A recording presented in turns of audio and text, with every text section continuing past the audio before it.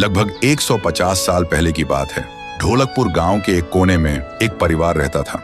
उस परिवार में था पीहू, उसका बड़े भाई साहुर और उनके मम्मी पापा। एक सुबह पीहू और साहुर घर के बाहर खेल रहे थे और अंदर उनकी मम्मी किचन में खाना बना रही थी। वो थोड़ी जल्दी में थी और तभी अचानक उनके कपड़ों में आग लग जाती है। वो चीख चीख के चिल्लाने लगती हैं। पीहू और साहुर मम्मी की चीख सुनकर भागकर अंदर आते हैं और जैसे ही मम्मी को जलते हुए देखते हैं वो चिल्लाते हैं, पापा जल्दी आओ पापा। पापा भागकर आते हैं लेकिन मम्मी को बचाने के लिए जैसे ही हाथ बढ़ाते हैं उनके कपड़ों में भी आग पकड़ लेती है और कुछ ही सेकंड्स में दोनों जलकर राख हो गए। पीहू और साहुर सिर्फ देखते रह गए जैसे पूरी दुनिया ही खत्म हो गई हो।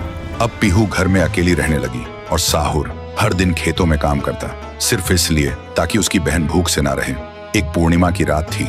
साहुर खेतों से काम करके घर लौट रहा था। तभी उसकी नजर जाती है एक घर की खिड़की पर। वो देखता है एक आदमी किसी का खून कर रहा था। ये देखते ही साहुर के पैर कांपने लगे और जैसे ही वो पीछे मुड़ता है एक और आदमी हाथ में खंजर लेकर खड़ा था। वो आदमी बिना कुछ कहे साहुर पर वार कर देता है। फिर गांव के लोगों को इकट्ठा करते हैं और वही आदमी चिल्लाता है, ये लड़का मेरे घर में घुसकर चोरी कर रहा था और जब मैंने रोका तो मुझे ही मारने की कोशिश की। अब आप लोग ही बताओ इसके साथ क्या किया जाए। गांव वाले गुस्से से भड़क उठते हैं और चिल्ला के कहते हैं, इसे उस पेड़ पे जिंदा उल्टा लटका दो। साहुर गिड़गिड़ाता है, मैं बेकसूर हूँ, मैंने कुछ नहीं किया। लेकिन गांव के किसी ने भी उसकी एक ना सुनी। उधर उसकी बहन रात भर उसका इंतजार करती रही और सुबह जब वो उसे ढूंढने निकली तो देखती है उसका भाई गांव के बीच वाले सूखे पेड़ से उल्टा लटका हुआ है। ये देखते ही पीहू टूट जाती है, जोर जोर से चीखने लगती है और उसकी चीख पूरे गांव में गूंज जाती है। फिर गांव वाले पीहू को भी